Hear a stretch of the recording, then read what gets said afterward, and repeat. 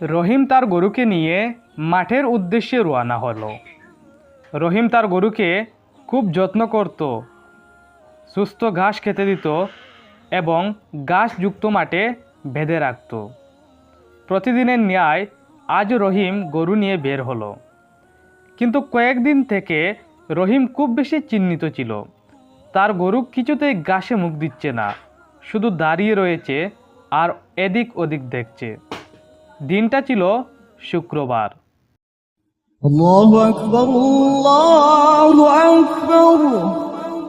হঠাৎ মসজিদে জুমার আজান হলো।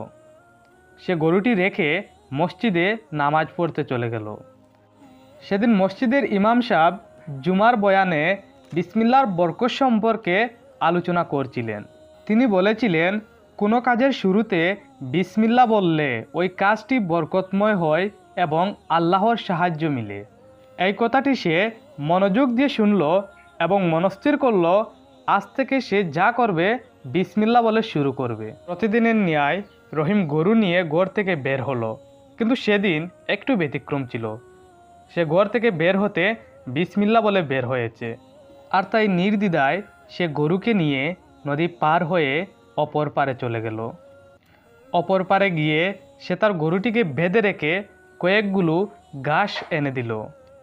আল্লাহর দয়ায় সেদিন তার গরুটি ঘাস খাচ্ছিল। এইভাবে কয়েকদিন পার হয়ে গেল এবং রহিমের গরু আগের তুলনায় অনেক বেশি সুস্থ ও সুন্দর হয়ে উঠল। একদিন বিকেলে গরু নিয়ে ফেরার পথে রহিমের সাথে আকবরের দেখা হলো।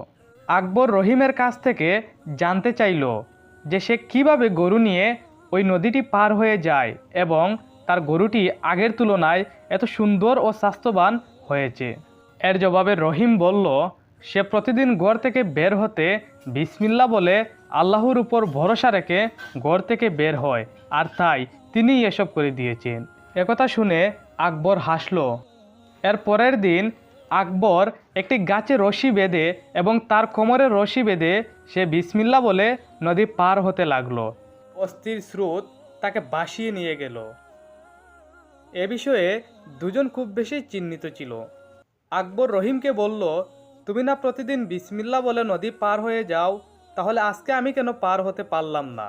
তখন রহিম আকবরকে বলল, আমি বিসমিল্লাহ বলে আল্লাহর উপর ভরসা রেখে আমি নদী পার হতে যাই, আর তুমি বিসমিল্লাহ বলেছো ঠিক, কিন্তু তুমি কোমরের রশি বেঁধে তোমার কোমরের রশি গাছের সাথে বেঁধে রেখে তুমি নদী পার হতে চেয়েছো।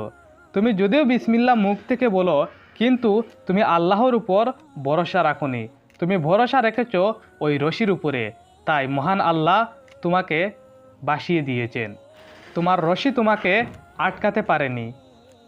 এ থেকে আমাদের এটা শিক্ষা নেওয়া উচিত যে আমরা একান্ত আল্লাহর উপর ভরসা রাখবো, আল্লাহ ব্যতীত অন্য কারো উপর ভরসা রাখবো না।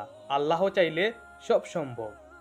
হ্যালো বন্ধুরা, আমাদের ভিডিওটি ভালো লাগলে একটি লাইক করবেন, আর এরকম আরও ইসলামিক কার্টুন ভিডিও পাওয়ার জন্য আমাদের চ্যানেলটি সাবস্ক্রাইব করে রাখবেন। দেখা হচ্ছে অন্য কোনো ভিডিওতে। ততক্ষণ সুস্থ থাকবেন, ভালো থাকবেন, নিজের খেয়াল রাখবেন।